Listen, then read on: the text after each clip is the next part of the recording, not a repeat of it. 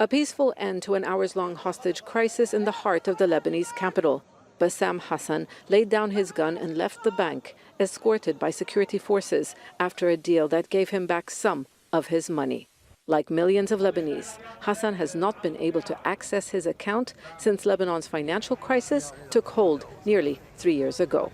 Where is my right? Where is my money? I worked, and many millions of Lebanese people, they worked abroad. They worked in the Lebanese economy. They saved their money. They put them in the bank. The legal, they are not with us. The politics is not with us. The banks is not with us. Outside, his relatives, friends, and depositors gathered to show support to a man they say has been driven to the brink and had no other choice. Witnesses say the armed men visited the bank several times in recent days, demanding $5,000 from his account to pay for his father's hospital bill. The bank refused to give him the money. Banks imposed limits on withdrawals in dollars, and withdrawals in the local currency are at a rate far below the market price, a significant cut in the original value of deposits. Thursday's standoff is not the first of its kind. In January, a depositor withdrew $50,000 from his account after holding bank staff hostage. He spent a few weeks in jail. Many feel they are paying the price for the financial collapse. I have some money for my daughter for the school. Sometimes I ask money for the school for my friend. But I work more than 30 years. They don't give from my money, even $200. Banks have been major lenders to the government for decades. They say they are not at fault, blaming politicians for mismanaging the economy.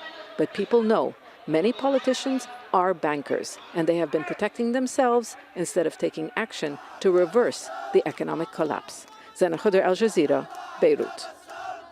Lebanon has been in a deep economic crisis since 2019.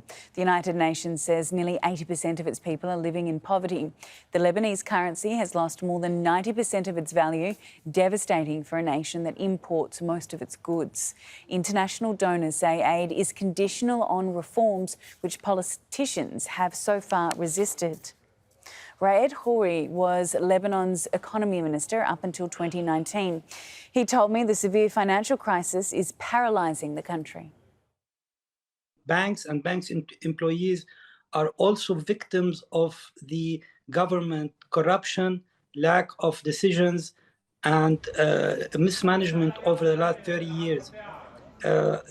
You know that the government has defaulted on its debt, and also the government has took the money from the central bank by loans, and they did not return it back to the channel whereby they took the depositors' money. Force of the politicians who mainly took the money to subsidize certain products, to subsidize the over recruitment in the public sector, to subsidize the fixing of exchange rates over the last 30 years that created an artificial purchasing power for the people who were asking for foreign reserve. And the only thing they have been doing is depleting the liquidity from the people's deposits through the central bank and down through the banks.